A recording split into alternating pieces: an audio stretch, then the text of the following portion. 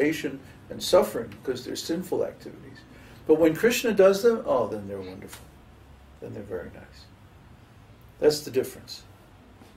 When anything that Krishna does, like as Lord Nrsimhadev, he appears and he rips apart Hiranyakashipu, literally just tears him apart, and takes his intestines and garlands himself with them. Like, wow, that's out there, That's like really, really mean, it seems, right? But actually, it's glorious because it's done by Krishna in his Nrsimha expansion. So Krishna, when he does something, it's wonderful. It's glorious. It's magnificent. When we do the same thing, it's degraded, it's torture. It's like, it's horrible. Try to understand. Whatever Krishna does, that's dharma. Whatever Krishna wants, that's the origin of the religious principle. He can enjoy his energy in any way that he wants. So he creates so many living entities with all these different tastes, just so he can enjoy those tastes with those living entities. See? Otherwise, how is he going to enjoy those tastes? See? He wants to enjoy a relationship that has that flavor, that has that rasa, that has that mood, or that particular style or flavor. And the science of rasa is very, very complicated. So the variations that are possible are innumerable. Unlimited. Yeah, it's just like music. You have 12 notes, but with those 12 notes you can compose unlimited different pieces. And to say that one kind of music is one style, given that you are working with the same musical materials, the same vibrations, the same swaras, to say that one kind of music is better absolutely than another is not possible. You can say that different styles of music appeal to different types of people, but you can't say that any one style is absolutely better than another. See, you listen to the kirtans that come from Bengal, they're very different from the kirtans from Maharashtra or Gujarat or South India, Dravidian music and like that. They're all different, but they're all engaged in glorifying the holy name of the Lord. So you can't say that one style of kirtan is better than another style of kirtan. Just the style. That's the style because of the taste of those devotees. Their taste is oriented in that particular way. You can't say that one is better than the other. Just like Śrīla Prabhupada says, any nomenclature which is meant to indicate the Supreme Personality of Godhead is a holy name of the Lord.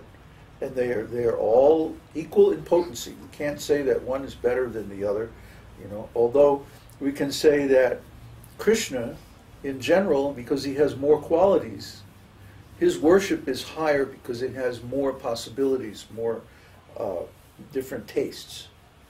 So the possibility that one can experience the taste that satisfies his particular nature is greater in Krishna Lila than in any other Lila.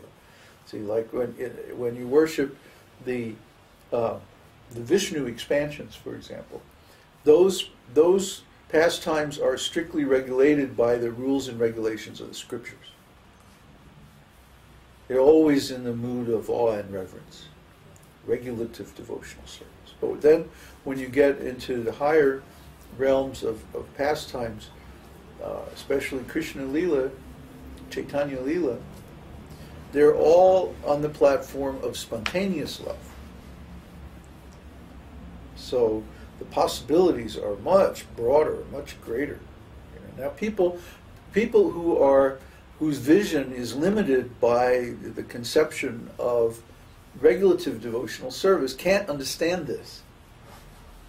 They think you can only have devotional relationship with Krishna in this one way, or this very limited, narrow way, with awe and reverence, rules and regulations. And they really don't believe, like you really don't believe in your heart that it's possible to have any other kind of relationship. You'd be very conditioned by that view.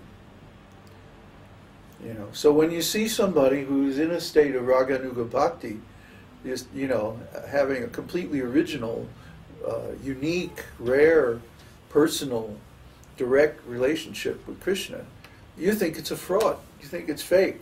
You don't buy it. You doubt it. And you make offenses. And then the next thing, you want to go away. Take a little vacation. Go see how the boys in Jersey are doing. You know? That's because people do not understand that there are three, not two, not one, three levels of devotional service. Regulative, spontaneous, and prema. See? Now, when the guru goes out to teach, to preach, to, you know, engage others in service, he has to come down. Because on the level of prema, there's no preaching. There's no preaching.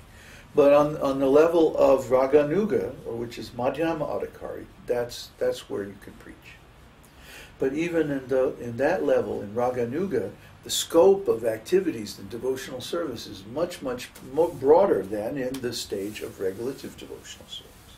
So those devotees in the regulative stage have a very hard time understanding the freedom enjoyed by the advanced devotee. They think it's something wrong. Yeah. See?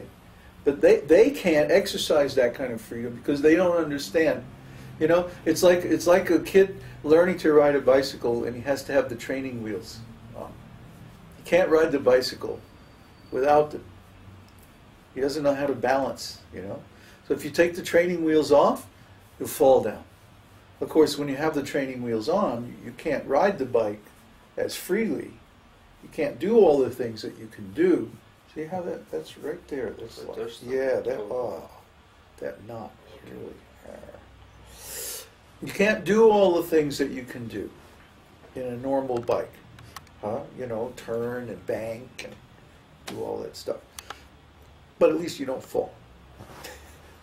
So when you're following the path of regulative devotional service, yeah, there's so many rules, there's so many restrictions, the times for everything, and so on like that. But that's like riding with the training wheels on. You can't get all of the different functions that the bike is capable of, but at least you don't fall down. See? So if somebody in that lower stage tries to act with the freedom of someone in the higher stage, they fall down. Or if they criticize the devotee in the higher stage because of exercising his natural freedom of devotional service, they cause offense and they fall down. So that's why we have the screening process, to screen people. Yes, it has to be there. Because as far as the personal association of the realized soul, it's very, very dangerous.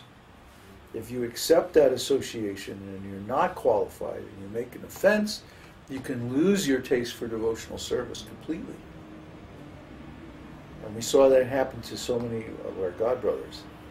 They made offense to Śrīla Prabhupada. And the next thing you know, hey, where's so-and-so? Oh, I don't know. You seen it? I haven't seen him in a couple of days. Where did he go? You know? And the next thing you find out, he's like, you know, back home, you know, got married or something like that. just like that. Just like that. Yeah, just one day, you know. But it actually happens gradually. It happens over a long period of time. Gradually. They make the offense, and then Krishna takes away the taste gradually, gradually, gradually. And then one day it's just like, oh, what am I doing here? So we have to be very cautious about that. If we're going to associate closely with a self-realized soul, we have to realize our stage and his stage, and the different levels and possibilities, and not overstep the boundaries of the stage that we are at. Yeah, sometimes it happens that I do 2 steps forward and then 1 step backward. And it's like, oh boy, it doesn't feel very well. Very nice. Yeah, well, that means you're trying to go too fast. Devotional service is self-regulating that way. It's like if you try to go too fast, then it will automatically pull you back to where you belong. Kṛṣṇa is in charge of this process of devotional service. He regulates everything, and he makes it so that you can't go beyond your actual level of competence. Well, it's like anything. It's like, take music, for example, another